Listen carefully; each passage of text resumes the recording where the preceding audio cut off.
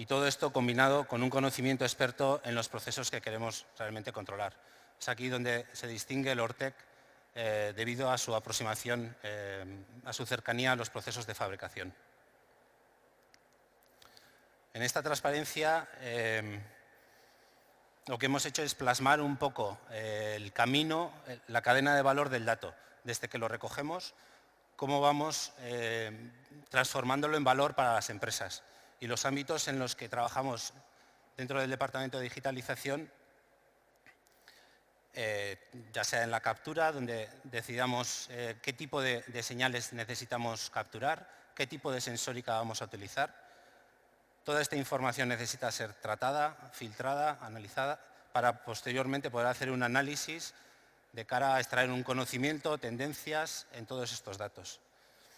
Una vez que extraemos dicho conocimiento, somos capaces de controlar los procesos. Y como última capa estaría la de la inteligencia, donde manejamos en la actualidad diversos modelos que nos permiten aprender de los propios procesos. Y como comentaba antes, todo esto tiene que ir de la mano de un conocimiento amplio del proceso que queremos controlar. ¿Para qué necesitamos una manufactura inteligente? ¿Cuál es el objetivo de la digitalización? Pues entre otros aspectos, avanzar hacia una manufactura de cero defectos, por ejemplo. Mejora de la calidad. En algunos casos necesitamos inspeccionar el 100% de las piezas fabricadas mediante tecnología no destructiva. Mejora de la productividad o incluso para tener un conocimiento más amplio de nuestro proceso. Saber cuándo puede fallar y cuándo falla, cuáles son las causas. Y, por supuesto, lograr una optimización y un control de dichos procesos de fabricación. A partir de ahora mostraré algunos de los proyectos donde implementamos distintas soluciones avanzadas de digitalización. Este es uno de ellos. Lo que veis en la imagen es una célula robotizada que tenemos en Lortec para soldadura por arco. Y en este caso lo que hacemos es capturar datos de proceso, datos del robot, datos de las fuentes de soldadura y además incluimos nueva sensórica de cara a poder hacer un análisis y poder entender exactamente qué es lo que está pasando mientras nosotros estamos soldando. Esto es algo que hemos realizado en distintos proyectos con distintos procesos de fabricación.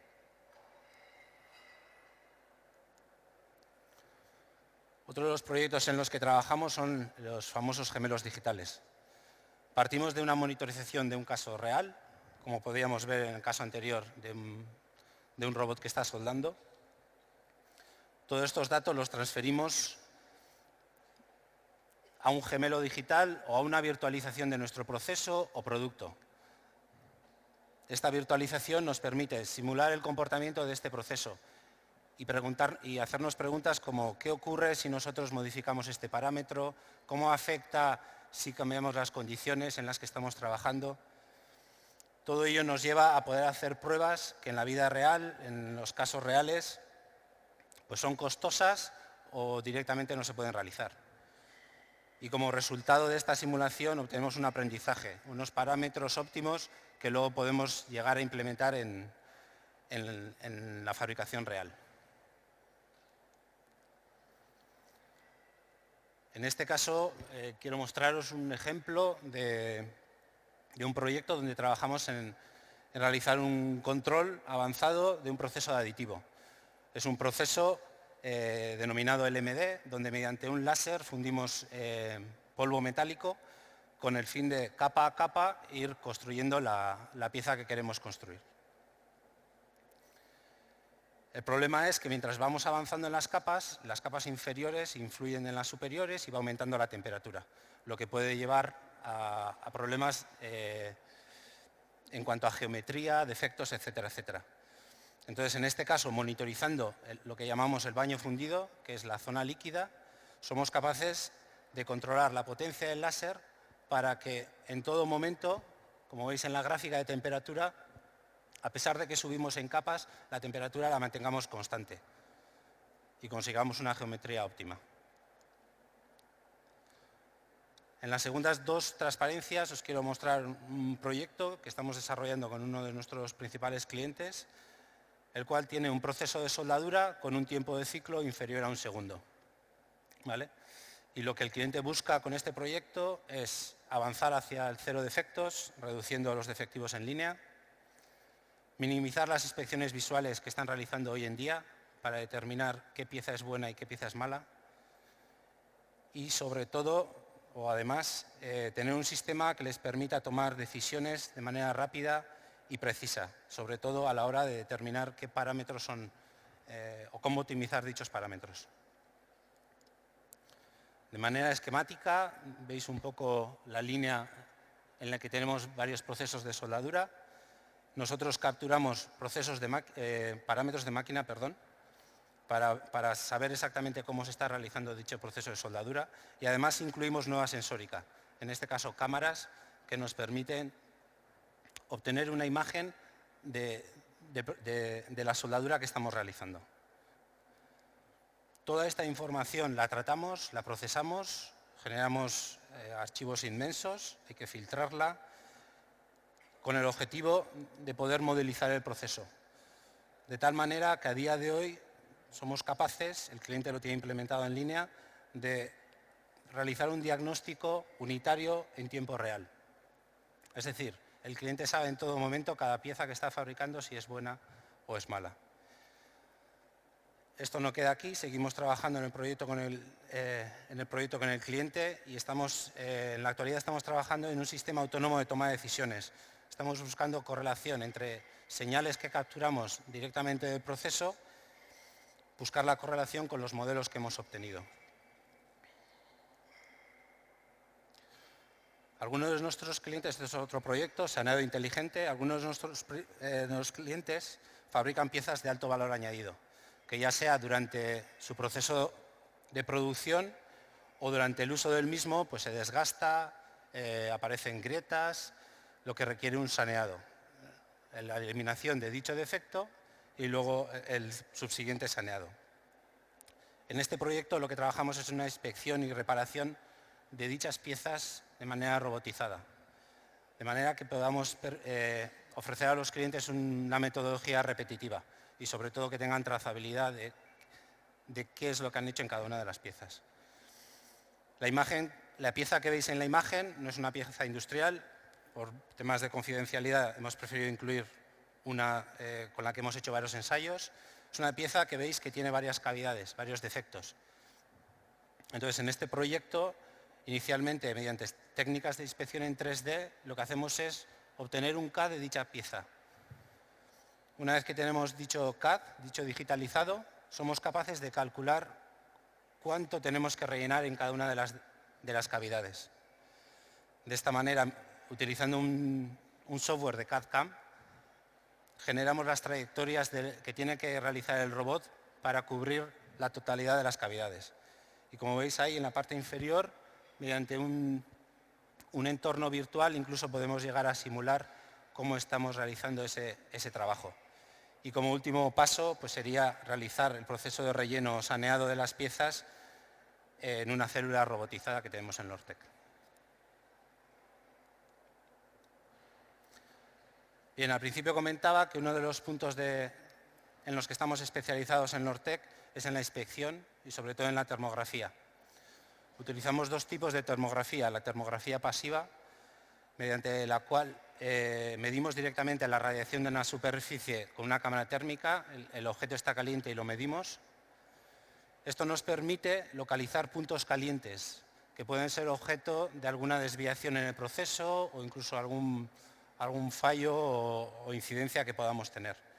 Y mostramos un ejemplo durante la fabricación de tubo de acero, cómo detectamos puntos calientes que pueden indicar que algo estamos haciendo mal. Y luego otra aplicación donde utilizamos la termografía pasiva es dentro de un proyecto europeo, HyperCog, donde determinamos el estado del refractario dentro de las cucharas que transportan acero líquido. De esta manera podemos determinar el momento adecuado o óptimo para poder sustituir dicho refractario. Junto con la termografía pasiva también trabajamos en la termografía activa.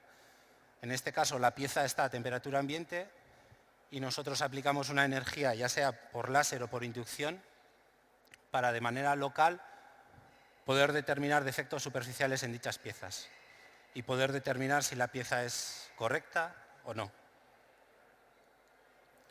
De manera esquemática,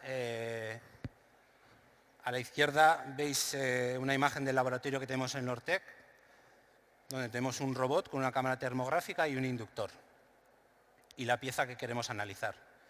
Virtualizamos dicho proceso, de manera que calculamos las trayectorias que tiene que llevar a cabo el robot para inspeccionar el 100% de la superficie. En todo este tránsito, en todas estas trayectorias vamos obteniendo imágenes y mediante una algoritmia propia del Lortec procesamos las imágenes y detectamos de manera automática los defectos. Pero no nos quedamos solo ahí, sino que luego además localizamos los defectos dentro de la pieza. Ello nos permite identificar áreas problemáticas que incluso puedan llevar a una optimización del proceso de fabricación. Y en la tabla inferior tenemos distintos ejemplos donde hacemos una comparativa con métodos de inspección manual, como puedan ser líquidos penetrantes o partículas magnéticas, y lo comparamos con lo que nosotros vemos en termografía, que es un proceso limpio en el que no incluimos ningún tipo de líquido, por ejemplo. Y vemos que somos capaces de identificar tanto defectos largos, grandes, como defectos en torno a 200 micras. Y el último proyecto que me gustaría presentar hoy es un proyecto europeo, el proyecto HyperCog, liderado por Lortec, cuyo objetivo es avanzar en la digitalización de las empresas, permitiéndoles ser más flexibles en la toma de decisiones, sobre todo ante cualquier tipo de incidencia, que puedan tomar una decisión más correcta y de manera más ágil. En este caso se plantea una arquitectura novedosa basada en sistemas ciberfísicos, y esta arquitectura soportará, por ejemplo, aspectos de inteligencia artificial, modelado, optimización, analítica de datos, IoT, aspectos de ciberseguridad, herramientas para ayuda a la toma de decisión, incluso sensórica nueva que entendemos que es necesaria para poder entender mejor los procesos. Todo esto será implementado en 3 casos de uso, como son el caso de Sidenor es acero, Cimsa es una cementera turca y el caso químico es Solvay, una multinacional francesa.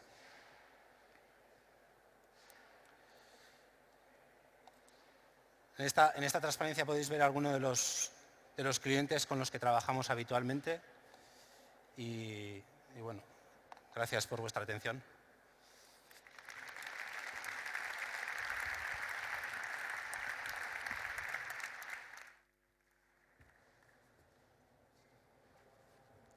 Gracias, Fran, es que casco. En la siguiente ponencia nos centramos en uno de los ámbitos de aplicación más habituales en el ámbito de las aplicaciones de tecnologías 4.0, como es el mantenimiento predictivo. Y para ello contaremos con Eric Martín, que es el responsable de inteligencia artificial en Plain Concepts, y nos hablará en su ponencia sobre mantenimiento predictivo en aviones, en particular sobre cómo utilizar la información que se almacena en dispositivos de Internet of Things para adelantarnos a posibles fallos en las turbinas de un avión. Eric.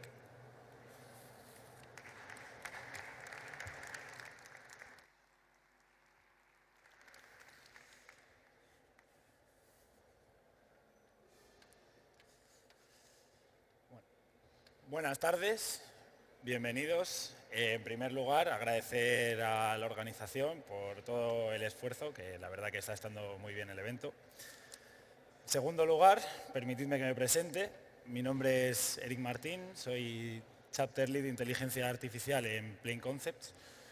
¿Y sobre qué vamos a hablar hoy? Bueno, pues hoy vengo a hablaros de relaciones de pareja. En concreto, vengo a hablaros de la relación de pareja que va a revolucionar la industria. ¿Y quiénes son los integrantes de esta pareja que va a revolucionar la industria? Bueno, pues el primero, yo creo que le conoceréis, es la inteligencia artificial. Todos sabemos que hoy en día somos capaces de tener un forecasting de las ventas, de poder clasificar los clientes, de reconocer qué es lo que hay en una imagen, de detectar cualquier tipo de objeto, incluso de conversar, ¿no?, con la inteligencia artificial, quien hoy en día no ha tenido que andar escribiéndose con un chatbot, ¿no? ¿Y quién es el segundo integrante de esta pareja? Internet of Things. De la misma forma también nos viene sonando. Vemos que de un tiempo aquí las máquinas cada vez están más conectadas, tienen sensores, cada vez es más barato añadir sensores y telemetría en estas máquinas. Incluso, y una de las características más importantes, cada vez somos capaces de meter mayor potencia de cómputo en una cajita más pequeña. Entonces, ¿qué ocurre cuando estas dos tecnologías se juntan? Bueno, pues que somos capaces de abordar problemas que antes no éramos capaces de abordar en muchísimos sectores. En concreto, en industria, ¿qué somos capaces de abordar? Bueno, pues un montón de nuevos desafíos, pero en concreto, bueno, por centrar un poco algunos de ellos, somos capaces de detectar, ¿no?, mediante el uso de cámaras casi cualquier tipo de objeto, tipo vigilancia, ¿no?, detectar si alguien entra y no debería entrar, seguridad, que no estoy refiriéndome a lo mismo que vigilancia, sino me refiero a poder detectar fugas en un oleoducto, me refiero a poder comprobar si un operario ha tenido un accidente y necesita ayuda, me refiero a poder comprobar que una persona está llevando los utensilios de seguridad necesarios para la zona en la que está. ¿Qué más aplicaciones tenemos? Bueno, como os digo, tenemos un montón. Podríamos centrarnos también, hablar del tema de logística. Hoy en día ya somos capaces de integrar cámaras en un transportador mecánico que detecte el palé, que sepa cuál es la ruta más óptima, dónde lo tiene que llevar y que lo deposite y que él solo sea capaz de volver a cargarse cuando lo necesite, ¿no? O sea, vemos que es un paradigma bastante nuevo. Y en concreto, de lo que vamos a hablar hoy, ahora sí, es de mantenimiento predictivo. Entonces, para introducir el mantenimiento predictivo, me ha gustado mucho este dibujo que he encontrado por internet, que yo creo que muestra un poco los distintos paradigmas que hemos tenido en relación a las piezas mecánicas, ¿no? Bueno, al principio, obviamente, teníamos piezas muy simples y en el momento en que se rompían, pues la podemos tirar y hacemos otra nueva. Después empezamos a pensar que quizás es buena idea reparar determinadas piezas y mantener el funcionamiento del sistema, ¿no? Y hace ya no mucho, ya estamos bastante recientemente, nos dimos cuenta que muchos de estos fallos se pueden prevenir. Podemos hacer mantenimientos en determinados momentos para tratar de evitar estos errores. ¿Pero qué ha pasado? Que recientemente, y esto ya sí que es hace muy pocos años, es prácticamente antes de ayer, hemos cambiado de paradigma de nuevo. ¿Dónde estamos ahora? Estamos aquí. Nos hemos dado cuenta que con las herramientas que tenemos somos capaces de predecir cuando un determinado mecanismo se va a romper y anticiparnos a que éste se rompa y repararlo antes. Y es más, después de esta introducción os voy a dar un dato, que no lo digo yo, lo dice la NASA, que es que solo el 18% de los fallos en los mecanismos se producen por el tiempo de uso. ¿Esto qué quiere decir? Que las personas intrépidas que llegaron hasta aquí aportaron un valor diferencial porque conseguían arreglar el 18% más de fallos que los otros. Pero hasta ahí han llegado. Entonces, viendo esto, la pregunta que nos surge es obvia, ¿no? Vale, nos has dicho que con mantenimiento preventivo podemos llegar al 18%, pero ¿a cuánto podemos llegar con mantenimiento predictivo? Y esto es lo que vamos a resolver durante la ponencia de hoy. Entonces, ¿cómo lo vamos a trabajar? Vamos a trabajar mediante un desafío. Vamos a coger un dataset público de la NASA. Son datos reales de sensores colocados en turbinas de aviones.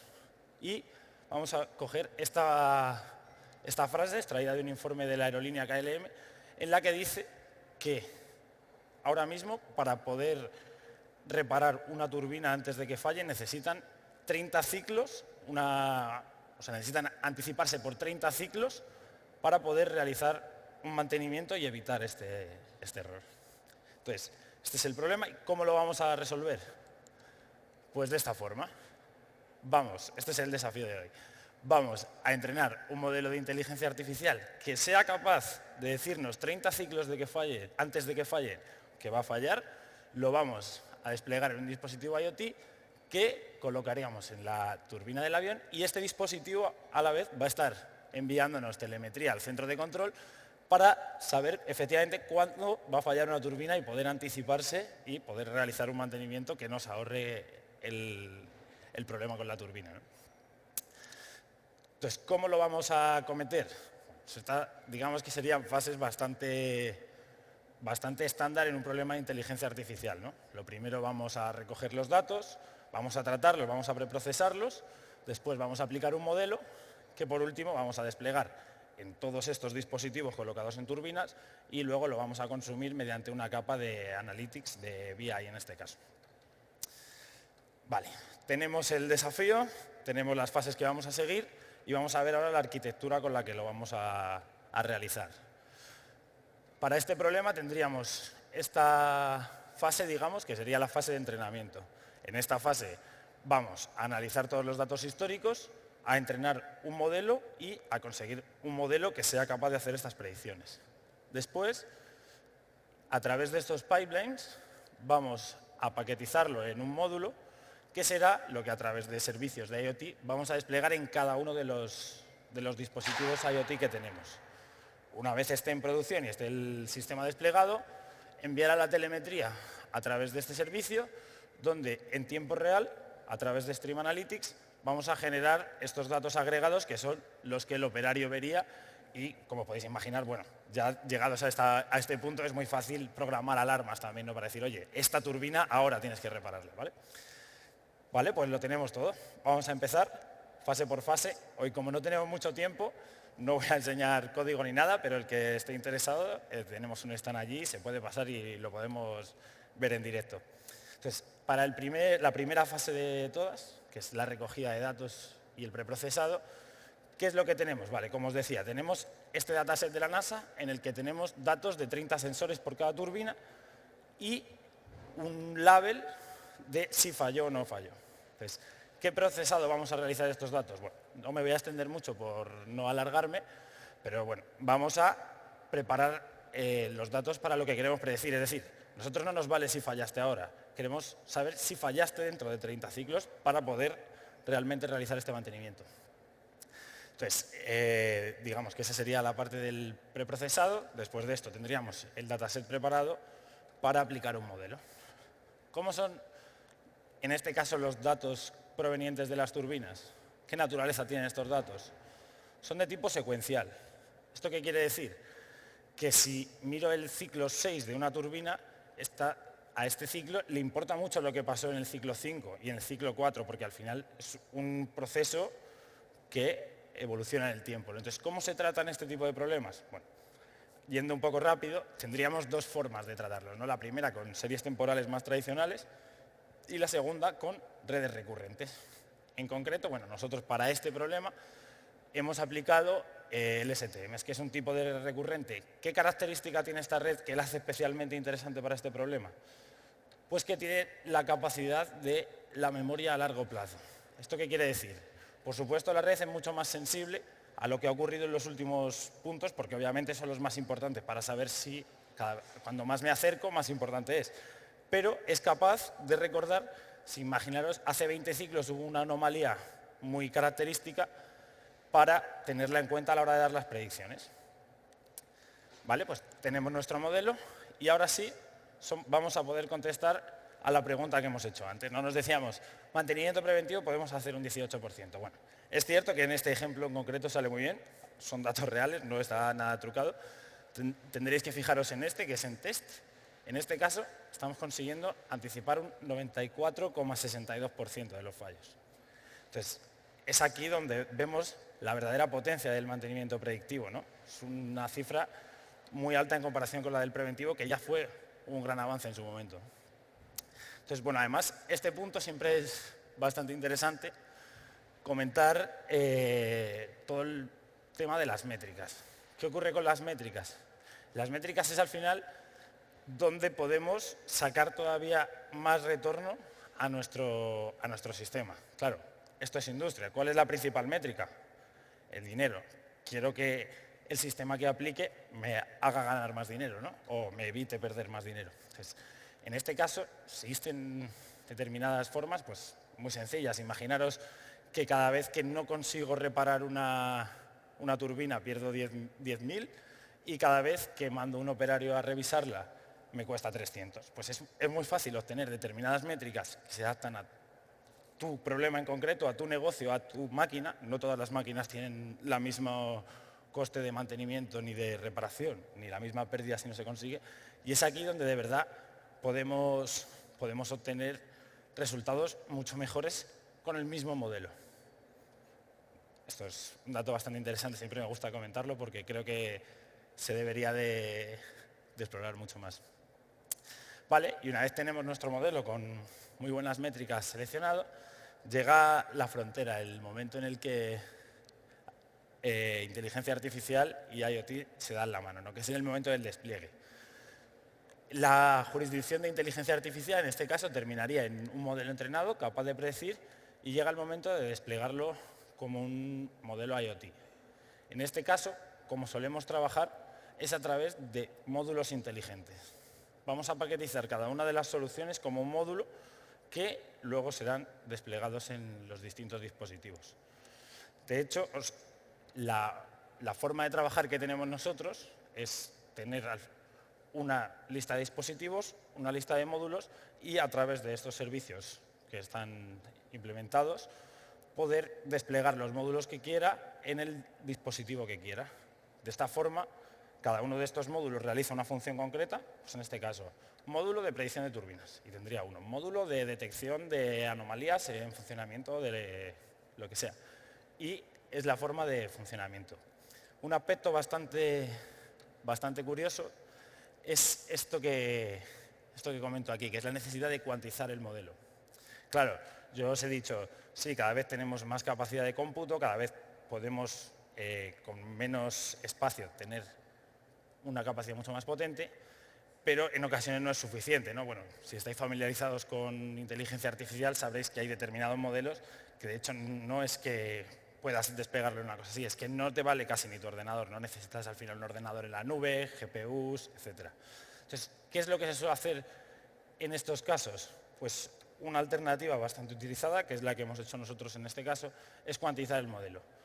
¿Qué es cuantizar un modelo? Digamos que es una simplificación del modelo, sacrificamos un poco de score, de métrica, de porcentaje de acierto, a cambio de que el modelo sea mucho más ligero y pueda realizar predicciones mucho más deprisa. ¿De esta forma qué conseguimos? Pues que sea posible desplegar modelos bastante complejos en dispositivos muy pequeños. Y por último, la última capa es la capa de reporting, ¿no? ¿Cómo lo hemos hecho en este ejemplo concreto? Pues en este ejemplo concreto, a través de IoT Hub estamos enviando el stream de telemetría con las predicciones y lo recibimos en streaming por este servicio de Stream Analytics. Una vez ahí lo preprocesamos, hacemos las agregaciones necesarias para el operario y lo disponibilizamos a través de Power BI. Entonces, bueno, tengo aquí un ejemplo, por no meterme con el portátil a verlo, os he puesto un vídeo de cómo se vería el funcionamiento. Esto sería lo que en este ejemplo que hemos diseñado nosotros podría ver el operario y, por ejemplo, vería que esta turbina va a tener un fallo en 30 ciclos y que, por tanto, tiene que orquestar un mantenimiento. Claro, es lo que os comentaba al principio. Llegados a este punto, ya es muy sencillo el automatizarlo un paso más, digamos, ¿no? ¿Qué es lo que necesitamos? Necesitamos que mande una alerta a todos los sistemas de mantenimiento, que encargue otras piezas nuevas y, al final, el objetivo de tenerlo todo automatizado y que, ante una detección, se desencadene todo el proceso, ¿no? Y bueno, por último, volver a mostraros la arquitectura del proyecto, ahora ya con todas las piezas un poco más vistas, viendo dónde estamos obteniendo este modelo de Deep Learning capaz de predecir, cómo a través de pipelines, cada vez que hay una modificación en los datos, tengo más datos y vuelvo a entrenar, cada vez que he diseñado un nuevo modelo y quiero probar qué tal, se desencadena todo este proceso en el cual se entrena, se genera la imagen Docker, que es el módulo de IoT, y se despliega en todos los dispositivos a través de IoT Hub. Y ya a partir de ahí, la parte que veríamos en producción. Y esto es todo. Espero que os haya gustado y que os adentréis en el mundo del mantenimiento predictivo, que yo creo que sin duda ha venido para quedarse.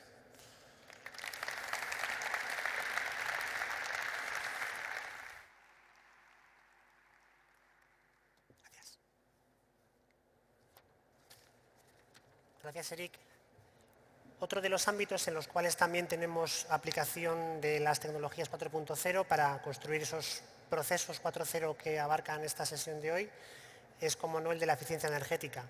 Para ello, para abundar en este ámbito, vamos a contar con la charla de Iñaki Grau, que es responsable técnico corporativo del Departamento de Eficiencia Energética del Grupo Gestamp, y que nos presentará la solución Naya 4.0 para la gestión eficiente de la energía en sistemas ciberfísicos conectados. Iñaki, cuando quieras.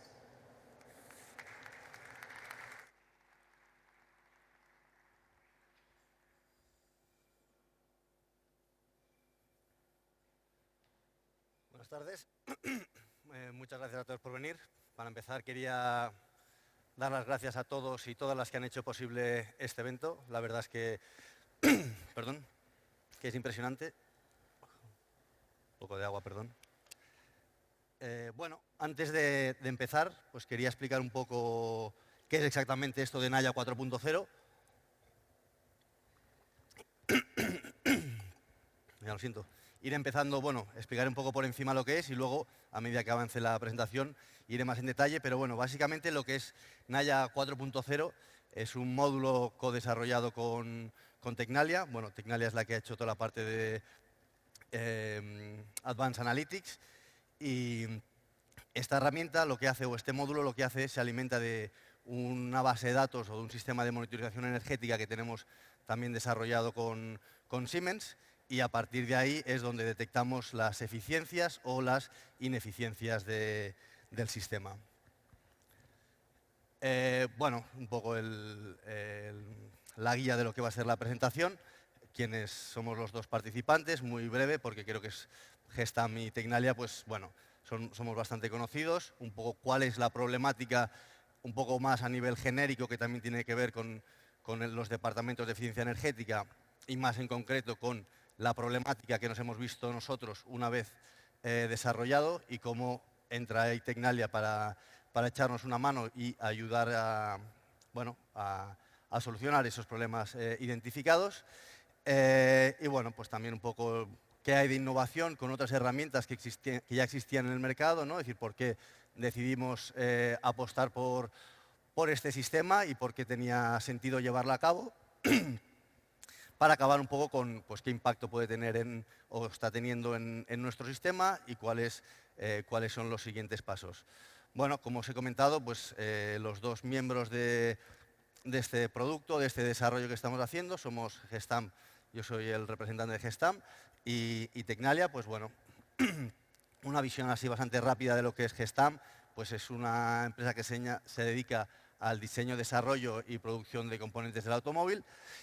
Es una empresa que, aunque no lo parezca, relativamente joven, nació en el 97 y ha crecido muy rápido.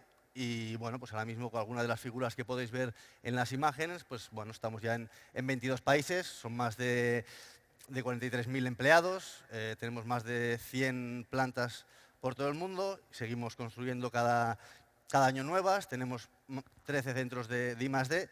Bueno, es una empresa donde, pues evidentemente, se le da también mucho valor a lo que es la eficiencia energética por el valor añadido que tiene. Por otro lado, estamos con Tecnalia. Tecnalia es bueno, pues si no es el más potente, uno de los más potentes centros tecnológicos que hay en España. Bueno, trabajan en muchos proyectos de investigación. Yo, de hecho, tuve la suerte de, cuando estaba haciendo mi doctorado en Cardiff, trabajar con ellos también para el proyecto en mi tesis. Es decir, bueno, pues también tienen muchos proyectos y seguimos trabajando con ellos y bueno, hasta ahora la verdad es que hemos conseguido llevar pues bueno, proyectos bastante interesantes. Vale, lo que comentaba el business problem, ¿no? Esto es como el genérico, el por qué necesitamos la eficiencia energética, por qué necesitamos mejorar nuestros procesos. Pues bueno, pues evidentemente la energía, el precio de la energía no para de subir. Cada vez pues, hay objetivos medioambientales de reducción de CO2, también de ISO 50001 y ya no por la propia empresa, sino también por lo que viene a ser requisitos de cliente muchas veces. En nuestro caso concreto también teníamos un problema, no un problema, sino nuevos procesos que, a pesar de que consigan que las piezas sean más ligeras y más resistentes en el producto final, sí que son más intensivas a nivel de planta, por lo que eso requiere de una investigación y un análisis en profundidad para poder minimizar lo que son esos costes energéticos. Al final, ¿en qué se traduce? Que una planta más eficiente pues, gana competitividad. Vale, y lo que hablaba era un poco el problema genérico y ahora vamos al problema específico que tenemos nosotros. Nosotros desde 2015 empezamos a desarrollar el proyecto de eficiencia energética y lo que sí que vimos clarísimo desde el principio es que necesitábamos monitorizar las plantas. Entonces, bueno, empezamos como poco a poco, planta piloto, otra planta y bueno, pues ¿con qué nos encontramos? Que cada vez teníamos más datos. Y uno de los problemas que hay con toda esa monitorización y toda esa sensórica que estamos teniendo ahora mismo, y que para mí es la clave y que pues, precisamente estos foros tienen muchísimo sentido, es qué hacemos con todos esos datos. Y ya no solo qué hacemos, sino cómo lo hacemos, que es la parte más compleja. Pero creo que es muy importante saber hacia dónde vamos, es decir, qué queremos conseguir de esos datos. Entonces, pues bueno, eso nos pasaba a nosotros. Entonces, igual con las primeras plantas, trabajando con un Excel, pues podíamos llegar a hacer algo, ver algo, pero claro, ahora teniendo más de 20 plantas monitorizadas y con miles y miles de datos entrando cada hora, pues necesitamos analítica avanzada para poder sacar el mayor partido posible a esos datos. Entonces, en 2017 es cuando empezamos un proyecto conjunto con Tecnalia, que es el Naya I 4.0, precisamente para eso, ¿no? Para detectar ineficiencias y para intentar mejorar los procesos y que lo hagan las máquinas solas sin tener que estar nosotros encima de las pantallas. De hecho, nuestras primeras averiguaciones con el sistema de monitorización era porque igual el domingo veíamos que una prensa comparada con otra tenía distintos consumos en stand-by. Eso, evidentemente, no es nada eficiente, ¿no? Vale, entonces, volviendo un poco a lo que es el Naya 4.0, que es el software, el módulo que os comentaba al principio, que se alimenta de los datos de monitorización de Siemens, pues bueno, se compone de 3 capas, que la primera es de la adquisición de datos, la segunda es la valorización de estos datos y luego la visualización de estos datos.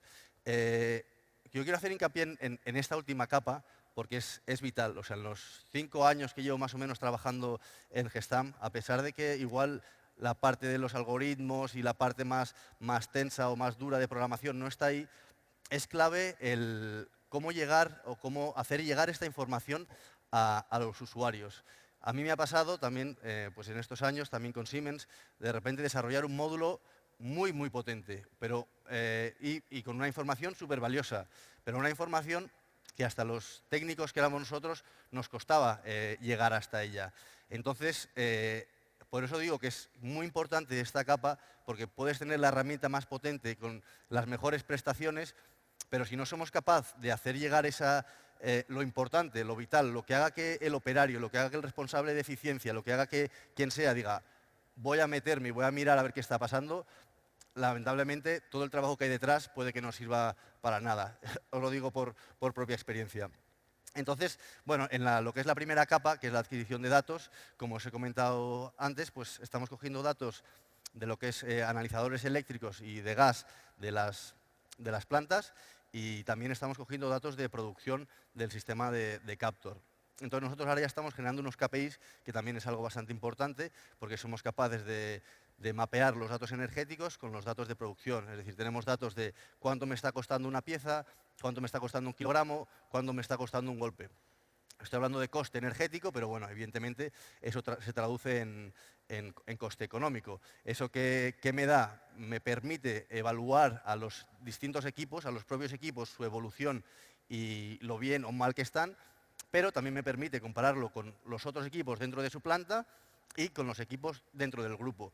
Por lo que el poder tener estos KPIs industriales conjugando lo que es la parte energética con la parte de producción es muy importante. Entonces, bueno, estamos cogiendo datos de esas dos partes y luego también en esta parte lo que es muy importante es que este módulo es independiente de la base de datos, es decir, se está alimentando a partir de las APIs, es decir, esto se puede aplicar a casi a cualquier sistema, es decir, no depende de ellos, ellos simplemente tienen su base de datos y el sistema Naya se alimenta de ellos y también el tema de la escalabilidad es muy importante porque todos esos datos están en la base de datos de Siemens que está alimentando. Ellos solo se almacena los datos ya postprocesados, perdona. La segunda capa, y en esta capa lo que voy a intentar es explicar un poco exactamente qué es lo que hace Naya, porque hasta ahora era como todo bastante abstracto. Lo que hace Naya es identifica lo que son los perfiles de consumo. Es decir, estos son los perfiles diarios, cuarto-horarios de una planta en concreto, ¿no? Entonces, lo que hace es, se alimenta de esas bases de datos durante el proceso de entrenamiento que nosotros queramos. 3 meses, 6 meses, lo que veamos. Es decir, nosotros tenemos datos históricos ahora mismo desde 2015 de algunas plantas. Entonces, bueno, lo que hace básicamente es, desde el punto de vista de curva de carga, es decir, solamente teniendo en cuenta la energía, es todas estas curvas de carga, las transforma y por clusterización lo que hace es acaba definiendo 6 parámetros tipo. Es decir, todas estas distintas curvas de carga se pueden englobar en 5, 6, depende de la planta y depende la variabilidad de estas dentro de la planta. En este caso concreto se identifican unos 6 perfiles de consumo. Una vez se han definido estos perfiles de consumo, se tiene en cuenta la segunda parte, que es la parte de producción. Es decir, en este caso se ve para estos perfiles, estas demandas de carga, se les mete dentro de una producción específica. ¿Para qué nos sirve esto? Porque ahora nosotros estamos comparando no solo perfil de carga, es decir, no solo el consumo energético, pero estamos teniendo en cuenta también lo que es la producción. Cuántas piezas está generando, cuántos kilos está generando, por lo que esto se convierte en una herramienta bastante potente. La curva de carga pueden haber variabilidades o pueden haber similitudes, pero luego, como ya hemos ido viendo, luego lo que es en el consumo y en la producción de piezas puede haber mucha variabilidad, por lo que es bastante importante. Y otra de las cosas también muy importantes de esta herramienta es el aprendizaje dinámico. Esta herramienta, cada día que llega un nuevo perfil de carga, todos los días analiza un perfil de carga. Entonces, cada día que llega un perfil de carga, ese perfil de carga se carga en la herramienta y va condicionando o va definiendo las características de cada uno de estos perfiles. Está la parte de valorización. Entonces, una de las claves que aporta este sistema es que somos capaces de comparar y de manera automática días iguales, no días iguales, días similares en cuanto a la producción y en cuanto a la carga, a la producción, y al consumo energético. Y mostrárnoslo de manera muy sencilla al usuario. Nosotros cuando analizamos un día, ¿qué hacemos? Lo analizamos dentro de su perfil de carga y podemos analizarlo con distintas opciones. Podemos hacerlo frente al día más eficiente con ese perfil de carga. O con el día, o incluso con el 5 de mayo, o con un día específico. Entonces, eso lo que nos permite es, de manera muy sencilla, lo que se ve arriba, que no se ve muy bien, son como agrupaciones dentro de la planta de equipos de producción, equipos auxiliares, estampación en frío, estampación en caliente. Entonces, de un vistazo, tenemos las dos curvas de carga comparadas y también tenemos los consumos de los distintos equipos. El objetivo de exponerlo así, de esta manera, es precisamente lo que hablaba al principio. Lo que nosotros estamos buscando es que, de manera rápida, pues aquí vea que en estampación en frío ha habido un 30% más de consumo con respecto al día que estamos investigando. Entonces, el responsable ya no tiene que mirar todos los días o todos los procesos. Va a ir específicamente a estampación en frío y va a ver qué ha pasado. O a lo mejor va a decir, vale, esto es normal porque hemos tenido averías y no pasa nada al siguiente día. Otra de las cosas que también mostramos y analizamos es, aparte de los consumos en periodos productivos, es ese consumo en todos esos periodos que no son productivos. Averías, cambios de troquel, reuniones. Bueno, ahí hay mucha información y al final nos hemos dado cuenta que también hay mucho consumo durante esos días. Entonces, esta herramienta lo que nos permite también es hacer ese análisis en esos días que ya no es solo producción, aunque evidentemente producción es lo que más interesa porque es donde más se consume. La visualización, pues lo que os comentaba antes, es una parte en la que hemos estado trabajando y ahora mismo están haciendo la interfaz y es una parte que nos parece clave. Nos parece clave por también la experiencia que ya hemos ganado, ¿no? Una de las claves es pues eso, que sea muy amigable para el usuario. Y otra también que hemos identificado es que se puedan generar alarmas y alarmas customizables, es decir, que si el responsable de prensas le interesa saber lo que sea de esas prensas, pues que le llegue solo a él. Y si el de compresores necesita otra información, pues también le llegue solo a él. Y también, en ese sentido, desarrollar informes customizables. Un poco en la misma línea. Nosotros llevamos ya unos cuantos años desarrollando informes y, claro, cuando tú quieres desarrollar un informe para todos los distintos responsables de planta de distintos ámbitos y con toda la información importante o relevante, ¿qué pasa? Que igual te queda un documento de 15, 10, 9 páginas y a él le interesa una sección. Entonces, muchas veces, con la cantidad de información que llega, eso se convierte casi prácticamente en spam directamente. Entonces, lo que nosotros estamos buscando y hemos estado trabajando junto con Tecnalia es en poder desarrollar estos informes customizables. Es decir, ¿qué quieres? ¿Compresores? Pues solo te va a llegar un cuadradito, un rectángulo con tu consumo máximo y las distintas necesidades que tú hayas podido identificar. Entonces, también otra clave, que es lo que he dicho antes, es el tema de las alarmas, ¿no? Al final, con estos sistemas, lo que nosotros buscamos es que el usuario o el responsable de eficiencia energética o quien vaya a trabajar con la herramienta es ponérselo muy fácil. Es decir, nosotros tenemos ya la información. La analítica avanzada que haga su trabajo y que sea ella la que detecte si algo va mal. O si algo va mal o si hay alguna anomalía. Entonces, que esa anomalía le llegue al responsable y que ahí ya sí que sea el responsable el que tome la decisión y diga, vale, hay un fallo, llevo 3 semanas, no ha pasado nada, semana 4, pum, una alarma de prensas, pues voy a ver. No estoy todos los días viendo, sino cuando se identifica alguna anomalía es cuando ataco a esa anomalía, ¿no? Entonces, por eso, para mí es clave la parte de abajo, ¿no? Lo de comunicación sencilla para un análisis en profundidad. Nosotros tenemos todos esos detalles, tenemos datos instantáneos desde 2015 de muchos equipos, o sea, tenemos muchísimos, millones de datos. Entonces, esos análisis se pueden llegar a hacer, pero lo que es clave para que estos sistemas funcionen y que no sea un software más que llega a planta y que después de empujar 2 años se queda en el olvido, es que sea muy sencillo y que permita también al técnico o a los técnicos o a las técnicas poder hacer ese análisis en detalle. Entonces, por eso esta parte para nosotros es clave y en ello estamos dedicando bastantes recursos. Entonces, bueno, un poco la diferencia con otras herramientas es un poco lo que os he ido contando, ¿no? Esto al final, una de las fortalezas que tiene también es que es un sistema que se puede adaptar de manera dinámica. Es decir, una de las problemáticas que nos encontramos en las reuniones con Tecnalia es decir, vale, pero es que en mi planta igual mañana la línea de caliente se va fuera, igual entra una de pintura. Es decir, ese entrenamiento esos perfiles que tengo me van a dar errores constantemente porque no los identifica. Entonces, esta herramienta, una de las claves que tienes es que se puede reentrenar constantemente. Es decir, cuando hay un proceso de este tipo, tú eres capaz manualmente de reentrenarlo con los procesos, con el tiempo que necesites. Entonces, eso es una de las claves. Otra de las claves de esta herramienta con otras que hay en el mercado es precisamente eso, es analizar días con el mismo patrón. Yo puedo analizar un lunes contra un lunes, pero no sé si han sido días de 2 turnos, de 3 turnos, o si la producción ha sido la misma. Y luego también pues, la clave de que es capaz de trabajar con cualquier sistema de energía, cualquier sistema de producción y adaptarse vía API y conectarse a esa información.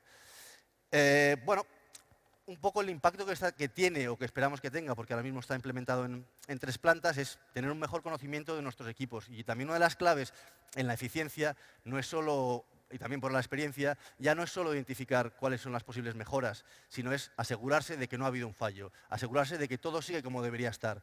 Nosotros hemos identificado sistemas de control de iluminación que se han quedado, que no han funcionado gracias al sistema de monitorización. Entonces, eso es clave. Los siguientes pasos, bueno, ahora estamos acabando la interface de este módulo. Ahora mismo está integrado o está usando datos de 3 plantas. La idea es llevarlo a todas las plantas y bueno, también implementarlo. Estamos desarrollando a la vez otros módulos como es uno de definición de picos, no definición de picos, sino más análisis un poco de picos de demanda, es decir, qué ha pasado y quién han sido los causantes de esos picos de demanda. Bueno, estamos en desarrollo, aunque estamos ya en avanzados, y nada más, pues bueno, simplemente decir que con este proyecto nos hemos llevado un premio europeo y estamos como finalista en otro proyecto en otro premio, en Enertics, que bueno, que nos lo dirán en diciembre si nos hemos llevado el premio o hemos sido unos finalistas, que está también bastante bien. Sin más, si queréis, si luego tenéis alguna duda o queréis hablar de lo que sea, pues encantado. Es verdad que la parte de la analítica de datos, mejor hablar con nuestro equipo con el equipo de Tecnalia, y lo que queráis, pues conmigo. Muchas gracias y ha sido un placer.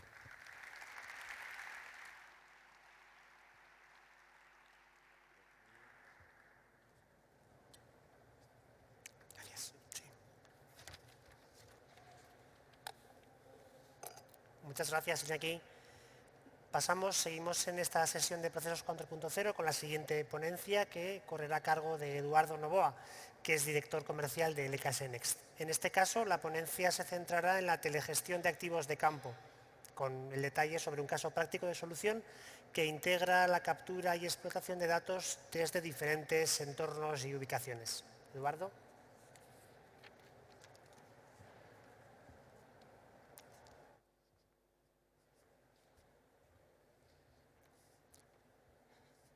Hola, buenas tardes, Arratsaldeon. Como no podía ser de otra manera, y han hecho mis predecesores, pues agradecer a la organización, poner a disposición de toda la industria y todos los que estamos aquí este punto de encuentro tan útil para avanzar más rápidamente en la senda esta del 4.0. Bueno, yo vengo de LKS Next, pues si alguien no nos conoce, somos una empresa de servicios profesionales integrados en la Corporación Mondragón. Decimos que nuestra vocación es ayudar a las empresas a ser más competitivas, a mejorar su competitividad utilizando la tecnología como palanca para ello, pero con un enfoque global, partiendo de la estrategia de negocio, teniendo en cuenta los procesos, teniendo en cuenta las personas, como no, los aspectos legales, los aspectos económicos, que a veces se nos olvidan, las inversiones que tenemos que hacer para poner en marcha todo esto, y, bueno, cualquier aspecto tecnológico, incluida la ciberseguridad, ¿no? Como podemos ver, al lado del logo del LKS hay otro logo, es el logo de Ikerlan, porque además de hablar de la experiencia de telegestión de activos en campo, queremos compartir una historia de colaboración y de establecimiento de equipos multidisciplinares para llevar a cabo un proyecto de la mano de nuestro cliente principal, que ha sido Danfoss y que es el principal protagonista de esta historia. Ikerlan es un centro tecnológico también integrado en la Corporación Mondragón, con más de 300 profesionales e investigadores especializados en electrónica de potencia y en general en fabricación avanzada y las tecnologías que habilitan estas posibilidades. Bien, pues vamos a meternos en harina.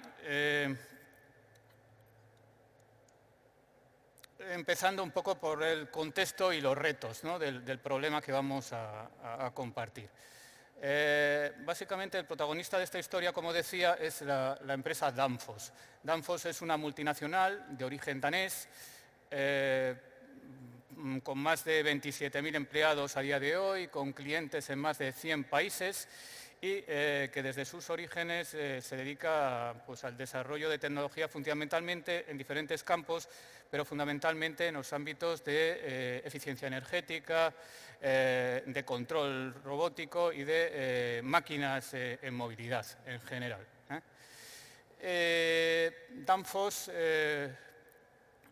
algún otro dato, el año 2018 Danfoss adquirió el negocio de telecontrol de la empresa Ikusi, conocida porque es una empresa de reputado prestigio aquí en Euskadi, y lo cual significó una apuesta decidida en impulsar sus negocios de sistemas de control remoto. Control remoto aplicado a diferentes sectores, como podemos ver aquí, al sector de elevación industrial, al sector de grúas para la construcción, al sector de vehículos industriales, aplicaciones agrícolas, marítimas y aplicaciones especiales en campos tan diversos como ambientes explosivos o ayudar a los bomberos que han luchado contra el fuego en la última catástrofe de la Catedral de Notre Dame de París, pues utilizaban telemandos o sistemas de telegestión de Danfoss, ¿no? Por dar alguna pincelada más, el activo que vamos, o el dispositivo que Danfoss proporciona es un aparato como este, ¿no? Una imagen vale más que 1000 palabras. Esto es un telemando que puede tener diferentes configuraciones, pero básicamente es un sistema con una botonera y unos sistemas de control que permiten mandar órdenes a una máquina en general, una máquina industrial, y en este caso, en el ejemplo que vamos a compartir, pues en el caso práctico que vamos a compartir, a una grúa, ¿no? El telemando puede tener diferentes, como digo, configuraciones y disposiciones. Algunos se hacen a medida porque están integrados dentro del propio dispositivo, de la propia máquina, de la propia grúa, y para aplicaciones de diferente tipo, ¿no? Desde grúas torre, grúas móviles, máquinas de piedra, máquinas trituradoras, o desde el brazo, controlar el brazo de un camión recolector. Por tanto, son dispositivos que tienen un alto grado de personalización. Bien, seguimos un poco entrando en contexto. Para entender el valor aportado por esta solución de telegestión y monitorización de activos, en este caso una grúa, es importante entender la cadena de valor, ¿no?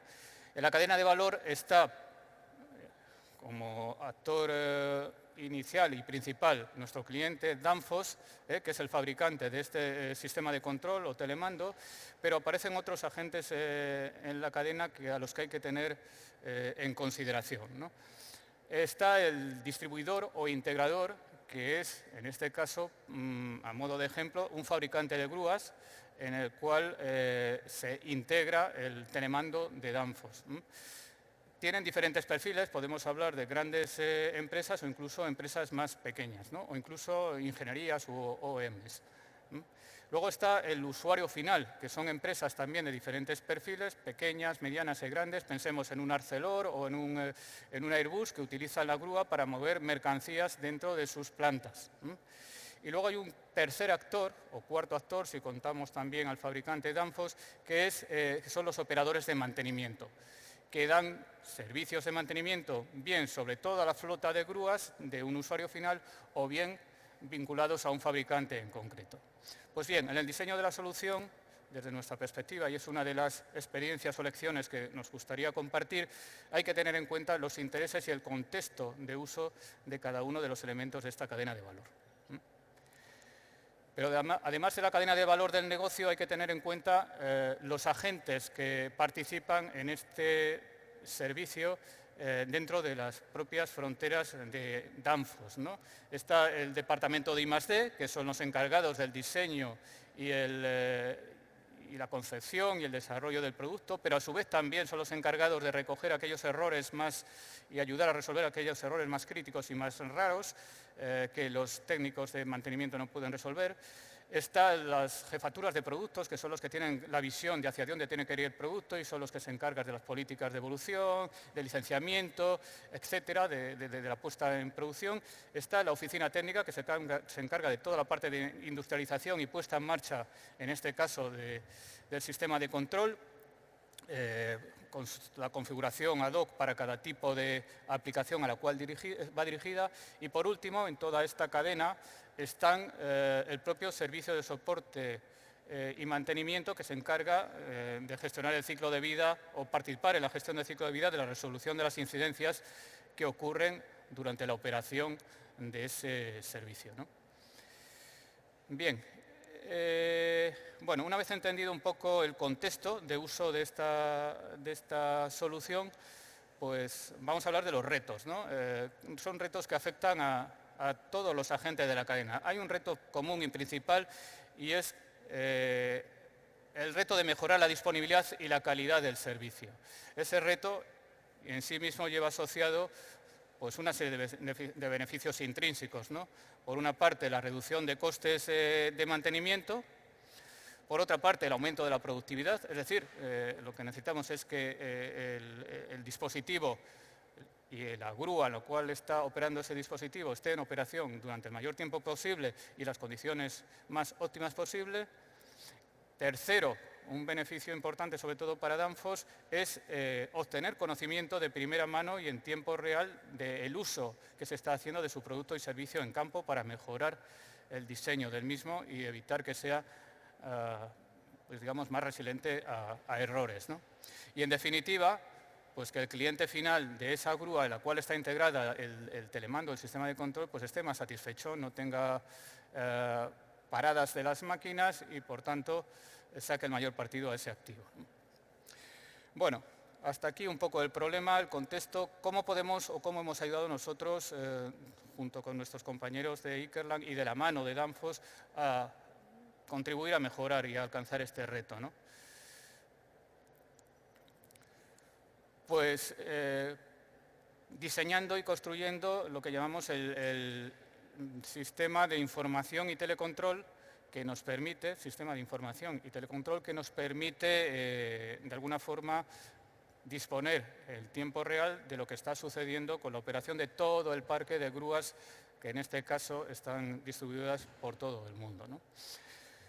Ese sistema de monitorización y control, pues de alguna forma está basada, se soporta en este, digamos, flujo de cadena conectada.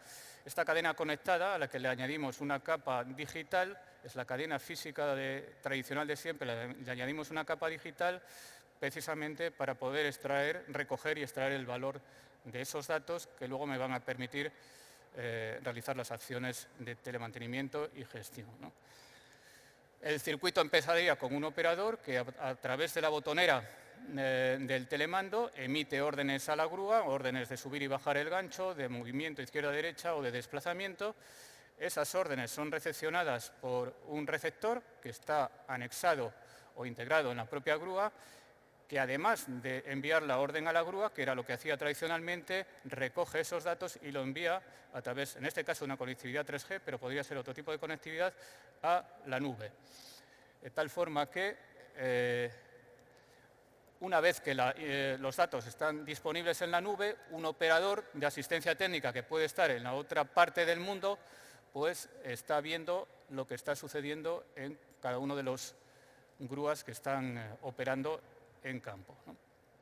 Bueno, pues esto es un poco la base de la solución.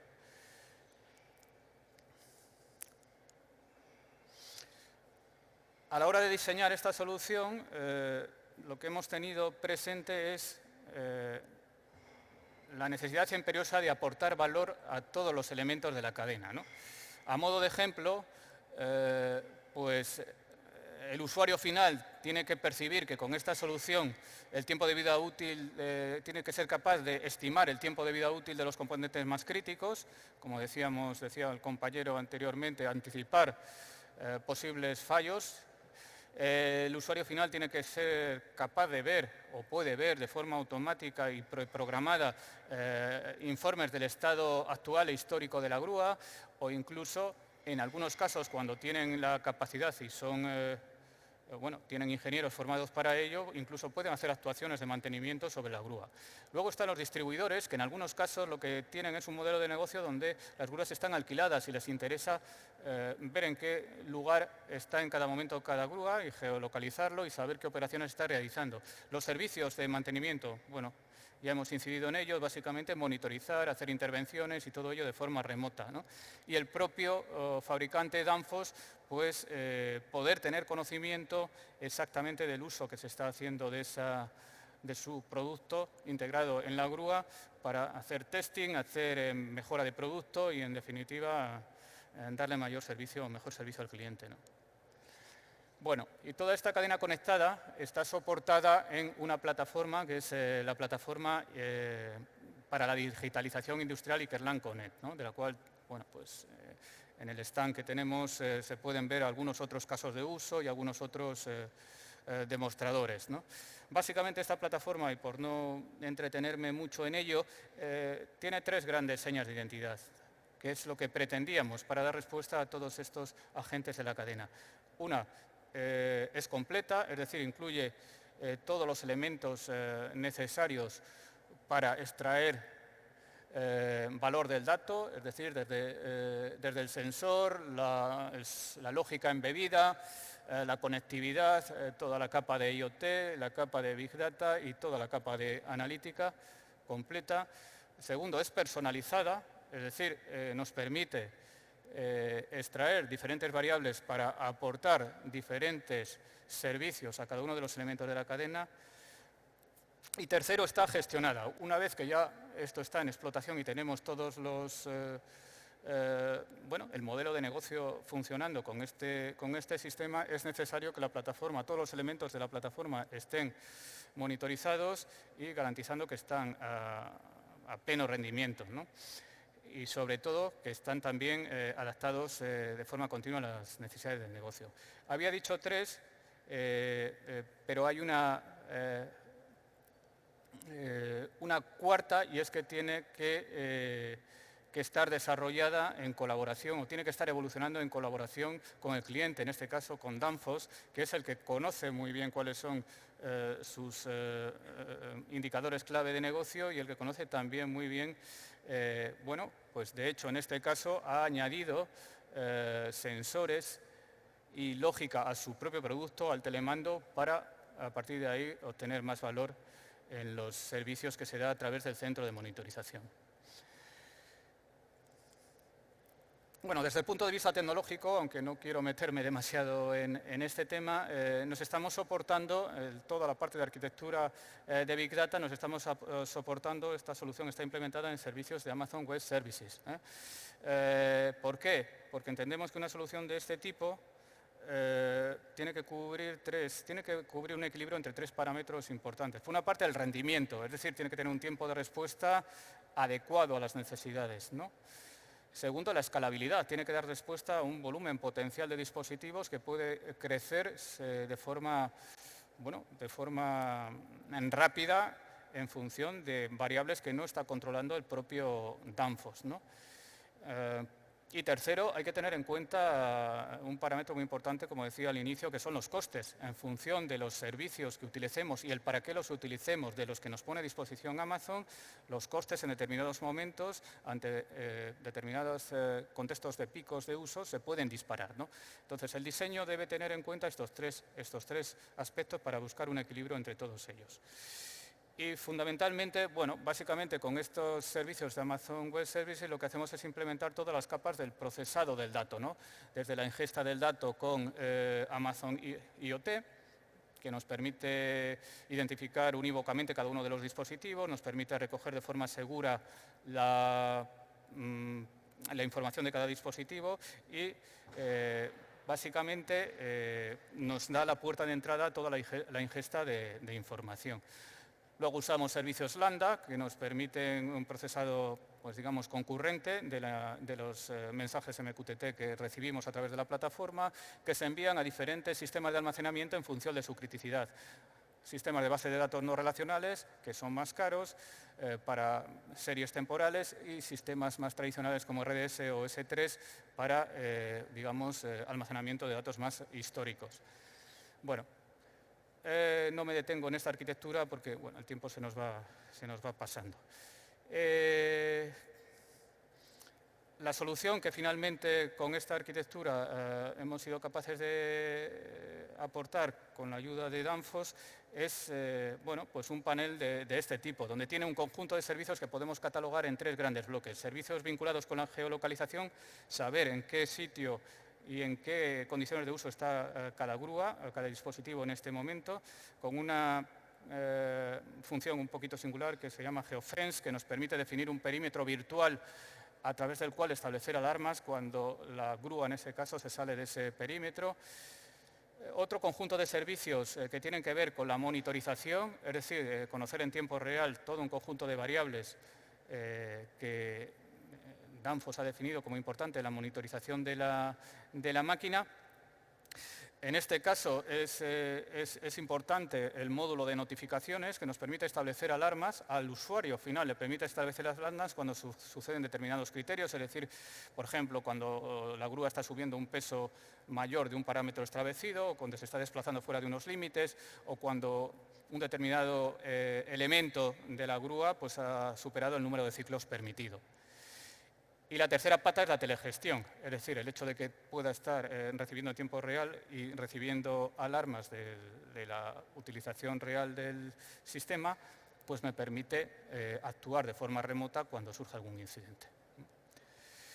Y bien, para finalizar, algunas conclusiones o lecciones aprendidas de esta experiencia, ¿no?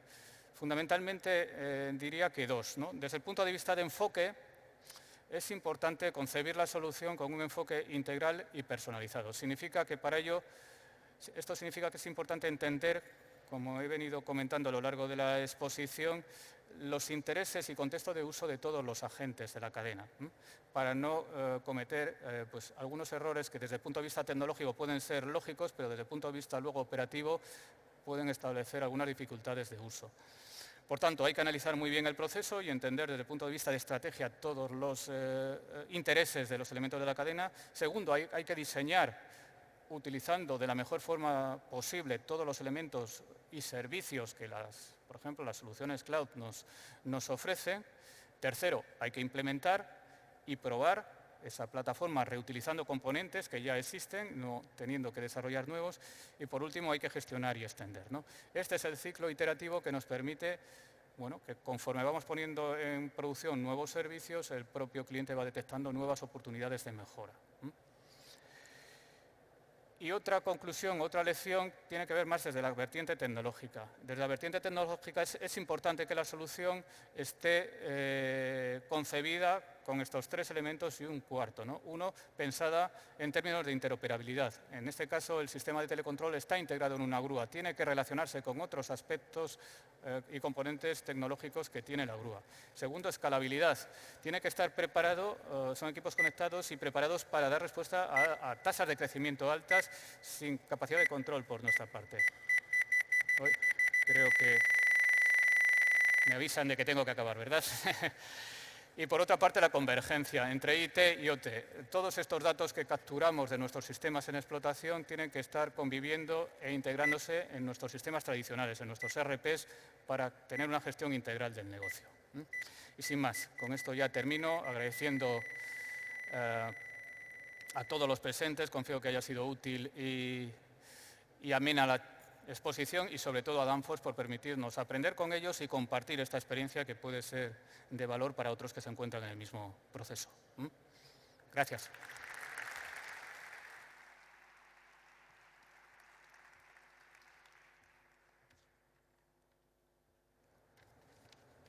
Gracias, Eduardo.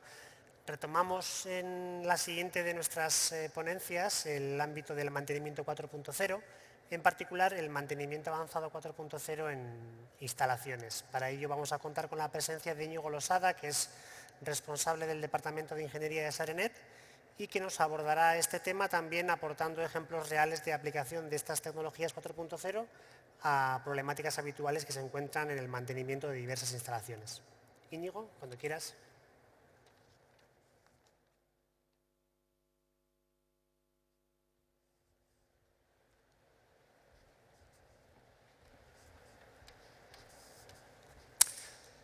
Hola, buenas tardes a todos. Gracias por estar aquí. Mi nombre es Íñigo Losada, del Departamento de Ingeniería, Clientes y Ciberseguridad. Y bueno, vamos a hacer una introducción antes de contaros exactamente el proyecto que nos trae hoy aquí. Contaros un poquito por qué estamos aquí, ¿no? Probablemente muchos de vosotros pues, nos conozcáis pues, como un ISP, damos servicios de conectividad, pero realmente, bueno, pues estamos aquí porque podemos ofrecer a la industria 4.0 pues bastante ayuda, ¿no? Pues porque tenemos experiencia, aunque muchos penséis que no es así. ¿Por qué podemos ayudar a la industria? Pues entre otras cosas porque, bueno, llevamos muchos años, fuimos uno de los primeros ISPs en España, y muchos de nuestros clientes eran del sector industrial. De hecho, también otra característica es que somos un proveedor de servicios orientado sobre todo a la industria, ¿no? A la empresa, ¿vale? No solo damos conectividad, ofrecemos otros servicios, tenemos experiencia, por supuesto, en redes, pues porque, bueno, el hecho de ser cercano al cliente, trabajar con el cliente muy directamente, pues nos ha permitido pues el meternos un poco en su casa, ¿no? Es decir, pues montar infraestructura de comunicaciones. Cuando salió la voz IP nos metimos en el mundo de la voz IP, con lo cual pues nos hemos metido también un poco dentro de casa del cliente. El tema de la wifi, accesos inalámbricos, te vas metiendo dentro, cada vez vas haciendo más cositas dentro del cliente y eso también nos da más experiencia y más conocimiento, ¿no? Del cliente, ¿vale? Entonces,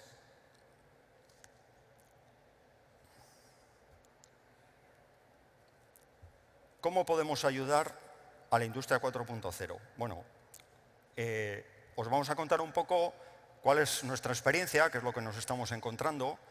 Bueno, pues como supongo que en otras charlas habrá comentado, pues la famosa convergencia IT-OT obliga.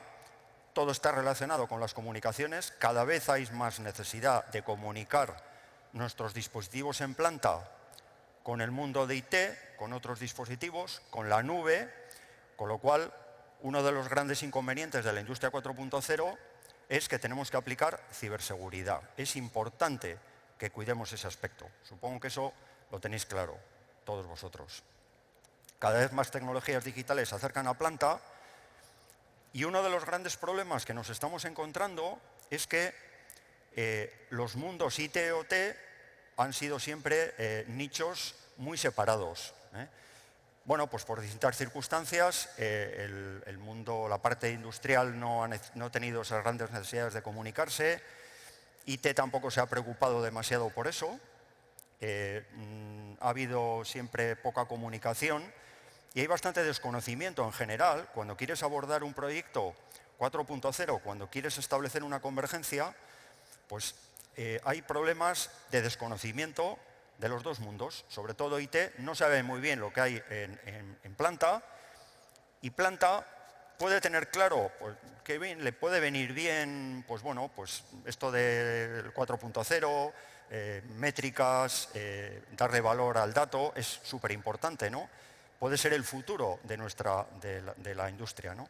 Pero hay mucha inercia y cuesta encajar eso, ¿no? Y sobre todo la falta de conocimiento de los activos y un poco también de la trazabilidad, ¿no? Es decir, de realmente quién está hablando con quién. En una red plana funciona todo, es como magia. Pero bueno, pues ya veremos los problemas que pueda haber, ¿no? Supongo que lo tenemos claro.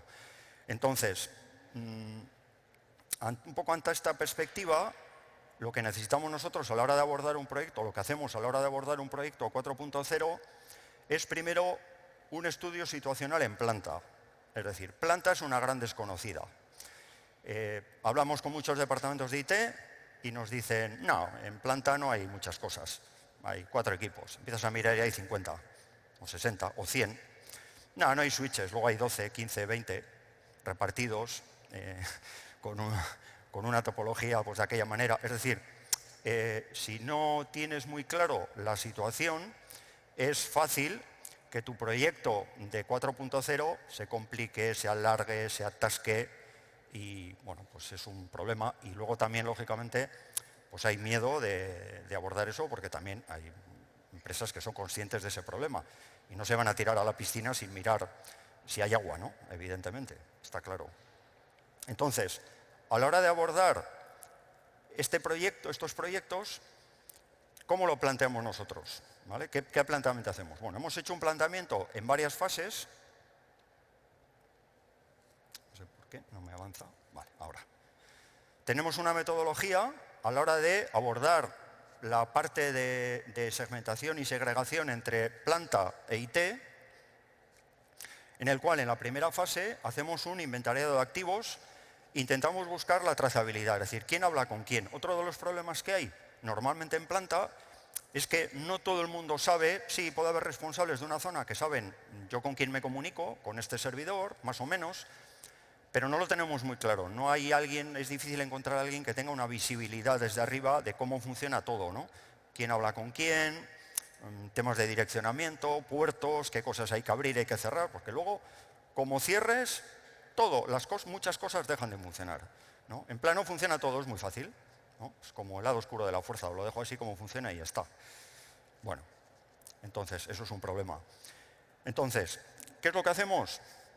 Pues lo que hacemos lo tenéis aquí en este dibujo. No está muy detallado, pero bueno, se trata de que veáis un poco la idea, ¿no?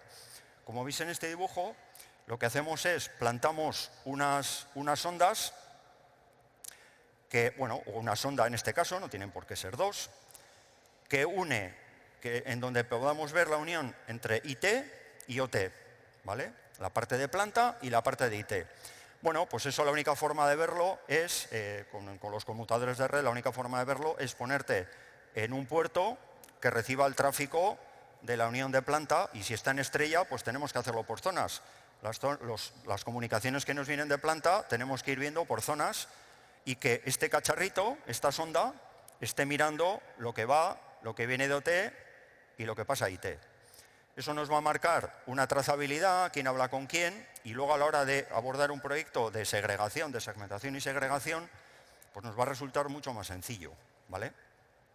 Entonces, para eso utilizamos unos productos que tenemos nosotros en la nube y esta sonda, que hay la sonda que plantamos o que detecta el tráfico de OT, utiliza unas firmas industriales, es un producto específico para la industria y hace un escaneo pasivo. Por supuesto, ni se le ocurre empezar a mirar puertos y abrir puertos y hacer cosas con equipos de planta, con autómatas. No, es un escaneo pasivo, solo escucho. Entonces hay que utilizar técnicas en los conmutadores de port mirroring o utilizamos equipos especializados como son los network tap, que al final, bueno, pues te pones en el medio y capturo el tráfico, ¿no? Me entra un cable por aquí, otro por aquí y por el medio pongo mi sonda, ¿vale? Y lo que hago es simplemente escuchar, ¿vale? Y también podemos hacer escaneos activos porque puede haber también en planta equipos en la parte de IT, ¿no? Equipos Windows, equipos, bueno, lo que sea, ¿no? Entonces ahí sí podemos hacer un escaneo pasivo, siempre activo, abriendo puertos, logueándonos, mirando vulnerabilidades. Es decir, no solo queremos ver los activos que hay en planta, sino si hay alguna vulnerabilidad, ¿vale? Nos interesa saber si tenemos vulnerabilidades importantes para intentar corregir y si no podemos corregir porque ese equipo es un equipo legacy muy viejo, pues habrá que protegerlo de alguna manera, porque no podemos cambiarle el firmware, ¿me explico? Por lo que sea. Vale. Y nos vamos a plantear un diseño de red. En una siguiente fase vamos a hacer ya la implantación, la segregación de IT y OT. Pues bueno, basándonos un poco en este esquema que tenéis aquí, en esta pirámide, que es un modelo de referencia. Lógicamente es imposible a veces seguir este criterio de segregación y nos vamos a ajustar siempre a las necesidades del cliente. No vamos a ofrecer soluciones cerradas, ¿vale? Entonces aquí separamos toda la parte, las zonas de instrumentación, las zonas de control, autómatas, escadas, HMIs, supervisión, operación, la DMZ, pues para accesos remotos, para pegar saltos entre IT y OT, accesos remotos para telemantenimiento, etcétera, ¿vale? Bueno, eso es un poco lo típico. Bien. Finalmente, no nos vamos a quedar ahí. Una vez que el proyecto está funcionando, lo que proponemos es un sistema de vigilancia continua, de monitorización continua. Monitorización de dispositivos, clásica monitorización SNMP, SFlow. Mirar los clouds privados, los flujos que hay de tráfico, quién habla con quién, en las distintas sedes o en las distintas áreas del cloud privado. Datos de IoT, esto sería la parte del hub IoT que tenemos nosotros. Y esto sería una auditoría continua, en la cual nos dibuja las distintas capas de la pirámide, quién habla con quién, y si se produce en un momento determinado una vulnerabilidad, me pone un punto rojo y me dice quién habla con quién en cualquiera de las capas de la pirámide. El objetivo es, si luego a posteriori sale un problema, lo podemos detectar. Esa es nuestra idea. Monitorización continua. No solo hacemos un estudio inicial, sino luego, si el cliente quiere, seguimos adelante, ¿vale? Bien, para terminar, pues hablamos ahora del proyecto. Esto es un poco nuestra idea de todo el ciclo de comunicación, desde fábrica hasta Internet o hasta el cloud privado. Tenemos un control en la frontera, vigilamos la frontera, vigilamos el perímetro y, lógicamente, también, pues, comunicamos y controlamos todo el flujo IoT, ¿no? De protocolos, pues MQTT o PCUA, bueno, lo de siempre, ¿vale? Y securizamos también las comunicaciones remotas, pues para proveedores externos, etcétera. Bien, ¿qué proyecto es este? El proyecto 4.0 es un proyecto del programa Hasitec del Gobierno vasco, también participa SPRI, y al final de lo que se trata es de aportar un ecosistema que nos permita tener un hub IoT que pueda recoger información de equipos, de clientes, ahora hablaremos de qué clientes, y podamos tener esa información en el hub IoT y le demos una capa de inteligencia al dato para avanzar en el mantenimiento predictivo. El proyecto está liderado por Ondoan. Ondoan es una empresa que se dedica al mantenimiento de equipos electromecánicos y de climatización y también de protección contra incendios, y su preocupación era el poder poder montar un hub IoT en el que ahí participa Sarenet, y en más cosas hemos participado, pero nosotros hemos montado la plataforma del hub IoT securizada. Ahora veremos el esquema de cómo hemos diseñado el proyecto. Y lo que básicamente quiere es tener una aplicación en donde pueda recoger los datos de sus clientes. Sus clientes pueden ser hospitales, residencias, empresas con sus equipos de climatización, y lo que van a recoger es en una aplicación que está en unas máquinas de nuestro hub IoT. Ya veremos que está completamente separado de Ondoan. Va a recoger información de esos equipos en donde van a haber alertas, van a haber gestión de energía, avisos, ¿de acuerdo? Y entonces, ¿eso qué les va a ayudar? Luego, ese mismo aplicativo va a mandar datos, órdenes de trabajo, para que la gente de Ondoan pueda actuar pues para tareas de mantenimiento. Ese equipo luego lo mandará al hub IoT y habrá otros equipos también en nuestro hub IoT, en nuestro cloud, que le va a dar la inteligencia, el valor al dato. Con otra empresa, ahora vamos a hablar de todas las empresas participantes, Sarenet, el hub IoT, las comunicaciones, la seguridad, el diseño de la seguridad. Ondoan es el cliente, el que ha liderado el proyecto. Tenemos la empresa GMSoft, que es la que ha desarrollado el framework, la aplicación, que lo que va a permitir es recoger de los clientes de Ondoan, de esas empresas, de esos hospitales, de los equipos BMS, los equipos de gestión de edificios, los SCADAs, van a mandar alertas, avisos. Esto puede generar órdenes de trabajo, esto es Ondoan, y lógicamente Ondoan puede consultar cosas en este servidor. Todo esto está esto está securizado y esto está en nuestro hub IoT, ¿vale? Estos son Ondoan, ellos van a poder hacer comunicaciones a ese servidor con esa aplicación y van a poder conectarse remotamente de manera segura a esos equipos, pues para ver si hay algún problema, si alguno falla, en fin, ¿vale?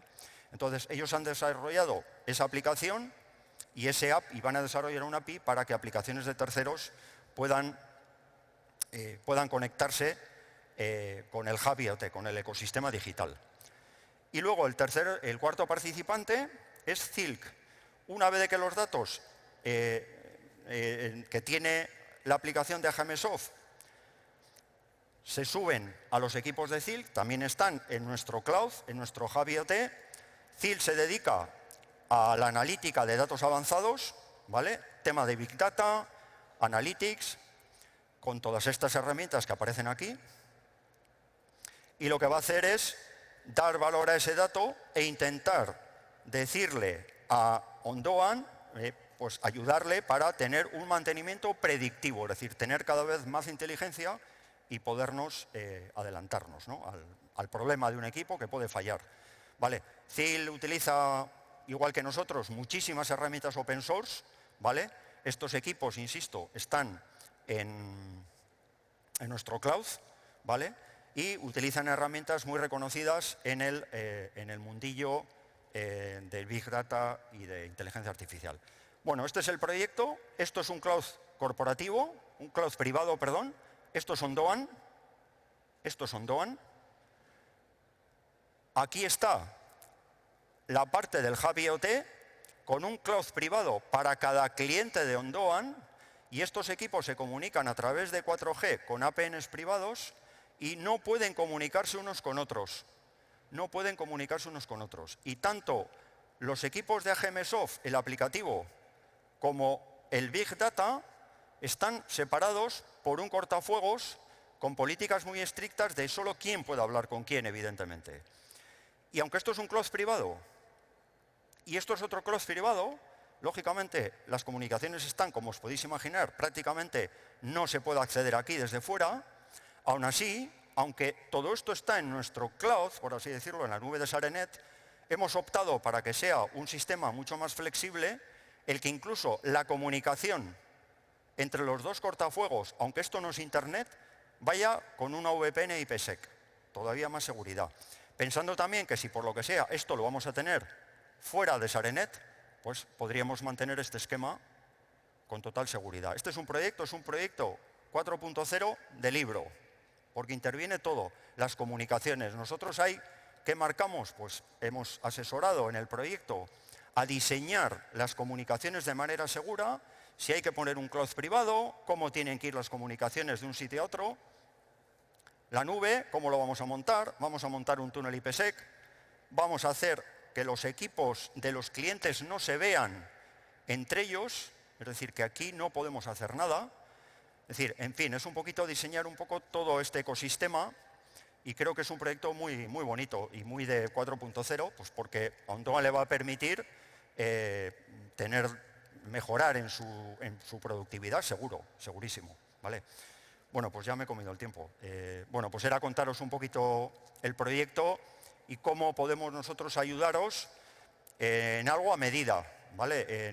No es algo cerrado, tenemos una manera de trabajar, pero nos vamos a adaptar, bueno, pues a las necesidades del proyecto y del cliente, ¿vale? Bueno, pues este era un poquito el proyecto. Muchas gracias.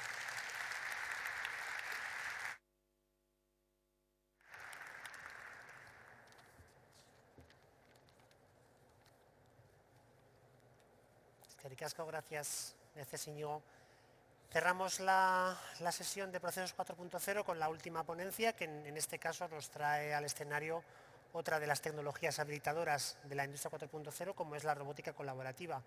Y para ello contaremos con Javier Patiño, que es responsable de desarrollo de negocio de MC Aplicaciones, que en su ponencia nos hablará de 5 claves para la implantación con éxito de esta tecnología en proyectos de 4.0.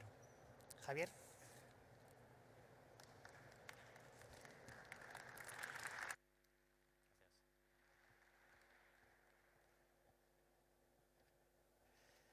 Gracias, Miquel. Buenas tardes. Gracias sobre todo a Industry 4.0 por darnos la oportunidad de estar aquí. Mi nombre es Javier Patiño, de MC Aplicaciones. En MC Aplicaciones hacemos automatización e integración de robótica y estamos especializados en robótica colaborativa. Nuestro objetivo es ayudar a las empresas a ser más competitivas, porque de forma egoísta queremos que les vaya mejor para que al final nosotros también podamos seguir trabajando aquí en nuestras cercanías. Y como desde el principio nosotros hemos creído en la robótica colaborativa, pues nos agrada estar aquí para impulsar un poco y dar nuestro grano de arena para implementar este tipo de tecnología en la industria. Dejadme empezar con la definición para nosotros de lo que es la robótica colaborativa. Se pasó hace tiempo del destornillador 1.0 al atornillador 2.0. Y para nosotros esto es una evolución, es una herramienta más para el operario para hacer sus tareas cotidianas. Aunque es una tecnología nueva, existen ya muchos fabricantes que se dedican a esta tecnología. Estamos hablando de más de 30 fabricantes, más de 80 tipos de productos. Hoy vamos a hablar solamente de aquella robótica colaborativa de 6 o 7 ejes, aunque también las hay móviles y hay de menos ejes. A diferencia de la robótica industrial, en la que todo se hacía alrededor de la robótica, estos robots hacían muchas tareas y muy complicadas, la robótica colaborativa nace para que trabaje cerca de un operario. Y para eso tiene dos elementos fundamentales. Uno, tiene que ser fácil de programar y por eso han nacido una programación que es más cerca de una configuración, muy parecida a lo que están haciendo los chavales ahora en EGB, y hace que sea una instalación muy fácil. Y la segunda es la seguridad. Bien, tienen que ser capaces de estar cerca de una persona y para eso tienen unas funcionalidades de seguridad que cuando golpean algo que no debería estar ahí, una persona, no le pueden romper el brazo. Bien, eso es una aplicación colaborativa. Si la aplicación es colaborativa no hay que poner nada alrededor de ello y por lo tanto se necesita muy poco espacio, con lo que son muy fáciles de mover de un sitio a otro y permiten adaptarse al proceso actual, en contrario de lo que son los robots industriales, que todo hay que adaptarlo a ellos. Además tienen un bajo mantenimiento. Bueno, ya que sabemos las ventajas, esto también lleva unas implicaciones en las limitaciones. La primera de ellas es la velocidad. No pueden ir muy rápidos para que el golpe no sea muy fuerte, tampoco pueden llevar mucho peso y el alcance tampoco puede ser muy grande. Estamos hablando de robots pequeños. Y otra de las limitaciones es que no pueden hacer tareas complejas. Tareas que a nosotros nos parecen sencillas, en el que una persona trabaja con dos manos, los robots solamente tienen un brazo. Y por último, la toma de decisiones. De momento todavía, aunque se está trabajando en ello, no pueden tomar decisiones. ¿Cuándo se emplea la robótica colaborativa? Bueno, pues solo para daros unos toques, en una planta, cuando veis personas trabajando, normal que algunas de las tareas las pueda hacer un robot colaborativo. Por ejemplo, tareas repetitivas, donde hay muy poco espacio, cuando se prevé mover el robot de un sitio a otro, cuando tiene que haber una cercanía con el operario por el tipo de operaciones que está haciendo, cuando los productos son cambiantes, están mejorando con el tiempo o se les hace tareas distintas a esos productos, en aquellos lugares en los que la ergonomía es importante, hay que levantar pesos, igual no muchos pesos, pero durante 8 horas, al final estamos hablando de toneladas para las personas, y en ambientes insalubres, por ejemplo, cuando hay pintura, hay que hacer un desbarbado, un lijado, etc. Estos son algunos ejemplos e intento poner durante la presentación muchos ejemplos para que veáis que están funcionando en la industria. Alimentación CNC es más o menos un 30% de lo que se está instalando en robots colaborativos. Paletizado, movimiento de piezas, sobre todo finales de línea, otro 20-30% de lo que se instala ahora mismo. De hecho, el paletizado en este caso veis que tiene un séptimo eje que está subiendo arriba y abajo el robot. Es tan común que hay empresas que hacen ya productos especializados en paletizado. Y luego hay otro tipo de utilidad, que es cuando el robot coge una herramienta y hace los mismos movimientos que haría una persona. En este caso están con un atornillado. Este es un pulido que antes se hacían con robots industriales y anteriormente los hacían personas. y este es un dispensado también para apretar juntas, etcétera, para este tipo de cosas. Bueno, pues ya sabemos lo que puede y lo que no puede hacer y vamos a hablar de los 5 claves o 5 puntos que hay que tener en cuenta cuando se hace una implantación y queremos que sea con éxito desde un principio. Y para eso voy a hablar primero de la clave 0, es abolir prejuicios. Hay mucha gente todavía que no cree en esta tecnología, lo que es normal porque es una tecnología bastante nueva. Para eso lo que solemos decir es lo siguiente: la robótica colaborativa no es una moda. Bien, ha llegado aquí porque hay unas necesidades de mercado diferentes, en los que ahora los lotes de pedidos son más cortos, los productos son muy diferentes, muy customizados para el cliente, y el tercer factor ahí es que hay dificultades de encontrar gente que pueda hacer algunas tareas. Bien, está creciendo más de un 50% interanual, cuando la robótica industrial está creciendo bastante menos. Además, hay más de 50 cobots funcionando en todo el mundo, en distintas aplicaciones, y que nosotros sepamos no hay un mercado de segunda mano todavía. Bien, la gente que instala uno, por lo general, instala más. Donde más robots se están instalando de este tipo es en Asia. Y bueno, algo en contra de lo que podemos pensar, donde más robots por operario hay, es donde menos paro hay también. Entonces, la clave 1 es escoger correctamente la aplicación. En una planta en la que no hay ningún robot colaborativo, se pueden ver muchas aplicaciones donde utilizarlo. Esto es como IKEA. El robot colaborativo es muy sencillo de poner, lo puedes poner tú mismo, te llevas 2 cajas y lo instalas. En IKEA tú te llevas 2 cajas y lo instalas, pero no es lo mismo instalar el zapatero que instalar los muebles de la cocina. ¿Bien? Entonces hay que tener en cuenta qué es lo que las capacidades de la empresa para hacer este tipo de instalaciones y elegir la aplicación adecuada. La recomendación nuestra es elegir una aplicación lo más sencilla posible. Os pongo un ejemplo. En este caso parece que es complicado el proceso, pero lo han dividido en 3 partes en el que cada robot hace algo muy sencillo, que es mover una pieza. El robot del medio está poniendo en cajas y el robot que tenéis a vuestra derecha está poniendo las cajas en palets. Bien, cada uno hace una cosa sencillita. Un caso muy parecido, el de alimentación de máquinas. El robot coge una pieza de un lado, lo mete en la máquina, espera, la recoge y lo pone en el otro lado. Ese tiempo de espera es el que el operario puede aprovechar para hacer otro tipo de cosas, cuando antes tenía que estar esperando. Nos podemos complicar un poquito más y en este caso tenemos ya visión. Visión que le indica dónde tiene que atornillar y luego además estamos capturando datos para subir a la red, hacer una trazabilidad, etc. Y este caso es incluso más complicado, en el que el robot está en una estructura, se agarra a un coche y mientras el coche está en movimiento, el robot le atornilla por abajo. ¿Vale? Desde el punto de ergonomía, es un 10, pero es muy complicado. La segunda clave es la división de tareas. Como el robot puede hacer lo que puede hacer la persona, el reto está en qué tareas le damos al robot y qué tareas dejamos para las personas.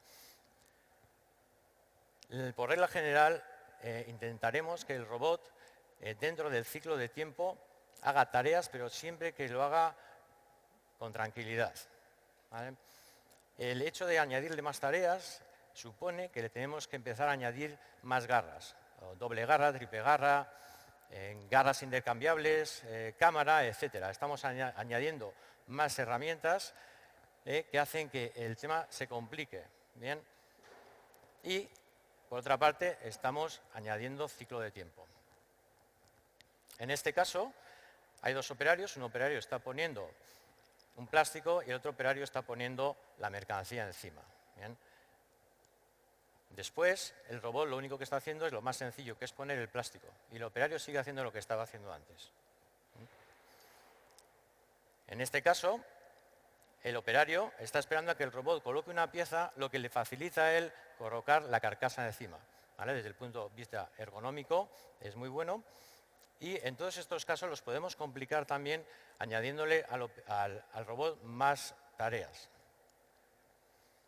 Este es un caso en el que el operario, en este caso, está recogiendo la pieza, la coloca, le hace alguna cosa, la coloca para que el robot ya la coja de un sitio muy concreto y le haga una serie de operaciones.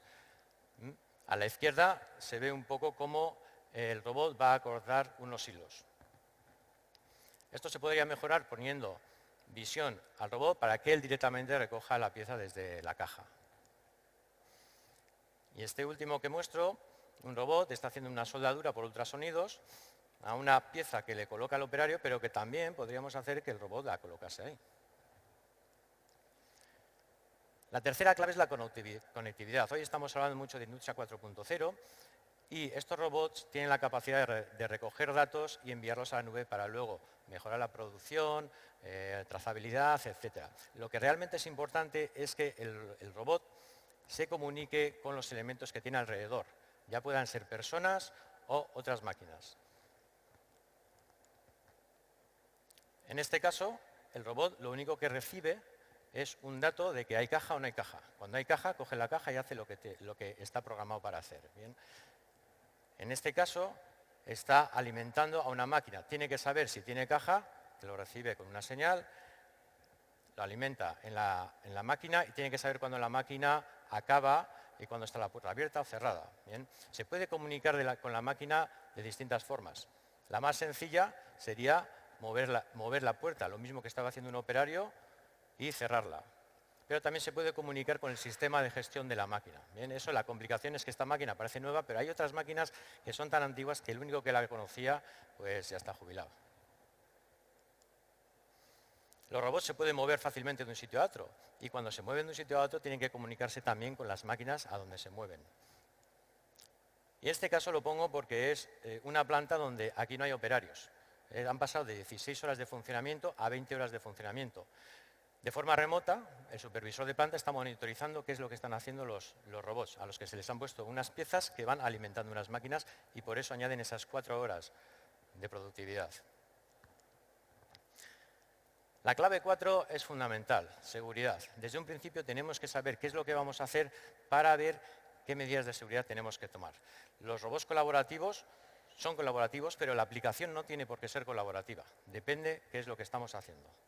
¿Vale? En este caso, el robot está recogiendo unas galletas en una forma determinada y luego lo pone atrás. Si este robot fuera demasiado rápido, podría tener el riesgo de que la bandeja saliese hacia afuera. Y en ese caso habría que poner algo alrededor para proteger a las personas. Cuando eso ocurre, igual, por tema de espacio, no sería viable poner ni un robot colaborativo ni un robot industrial. Y entonces habría que cambiar el layout de la fábrica.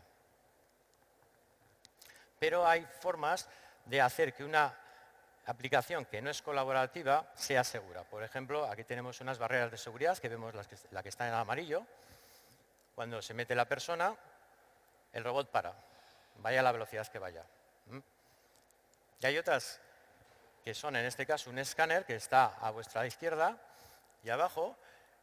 Con este escáner, cuando una persona entra en la zona, se le puede decir al robot que pare. Cuando sale de la zona, el robot sigue funcionando. Bien, esto nos permite hacer que los robots vayan más rápidos que a una velocidad colaborativa. Y cuando se mete la persona, bajan a la velocidad colaborativa. Este es el último caso en seguridad. Este es el caso en Alemania, en BMW. Está mirando solamente la estructura desde el punto de vista calidad, con unas cámaras, está mirando la estructura del coche.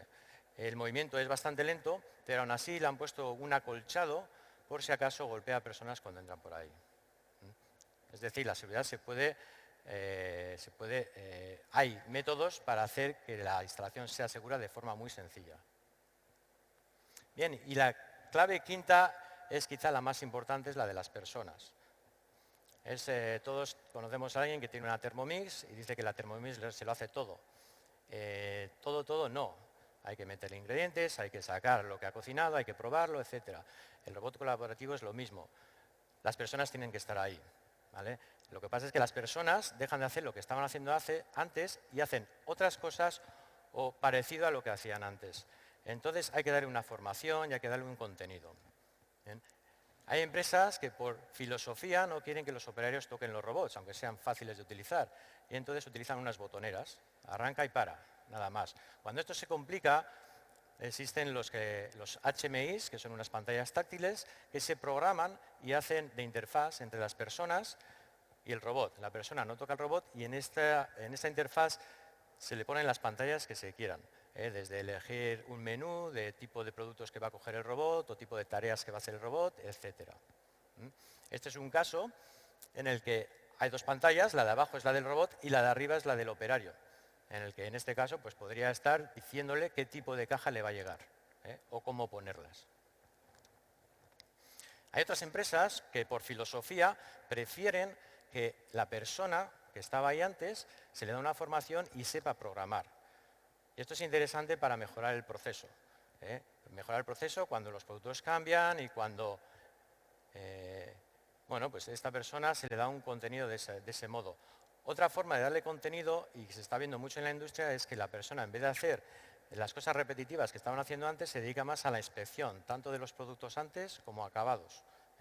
Y en este caso, en el que la foto no se aprecia tan bien, pero hay una persona, que era el operario de antes, que está revisando la operación de toda la planta y tiene una serie de robots que están haciendo las labores que 3 operarios hacían antes. En este caso, le tiene que poner piezas a los robots para que los robots no se paren y cuando llenan el carrito de la compra, se lo quita y le pone otro carrito de la compra. Vale. En definitiva, hay 5 claves en las que hay que fijarse. Primero, la aplicación. Segundo, la división de tareas entre humano y cobot. La conectividad. Las medidas de seguridad, que es fundamental. Y el operario, que es clave en todo esto. Con todo esto, ¿dónde está el límite? Pues los robots colaborativos no lo van a hacer todo, no son Superman. Están para cubrir un nicho de mercado. Los robots industriales van a seguir estando ahí y cubrirán la parte de mercado. Y los operarios seguirán estando ahí. Lo que pasa es que a los operarios pues, les cambiará las labores que tienen que hacer y lo que vemos es que poco a poco irán haciendo labores de más valor añadido. Dejarme acabar con el ejemplo que puse al principio. El destornillador 1.0 al atornillador 2.0. Mi pregunta es, ¿dónde están aquellas empresas, aquellas personas que montaban cocinas que no pasaron al atornillador 2.0? Y la siguiente pregunta es, ¿dónde estarán dentro de unos años aquellas empresas que no pasen a las nuevas tecnologías de ahora como es la robótica colaborativa? Muchas gracias.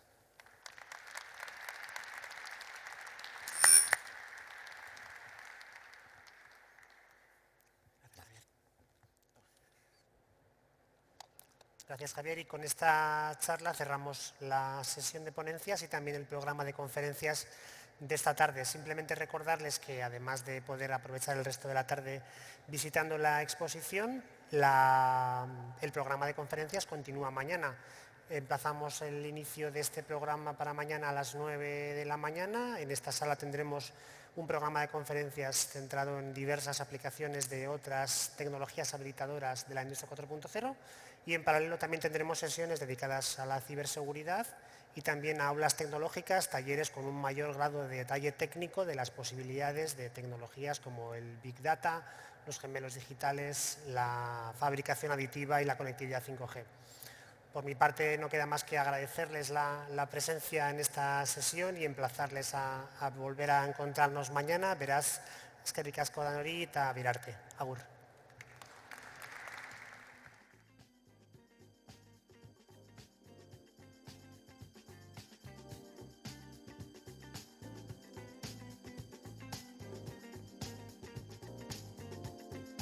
Living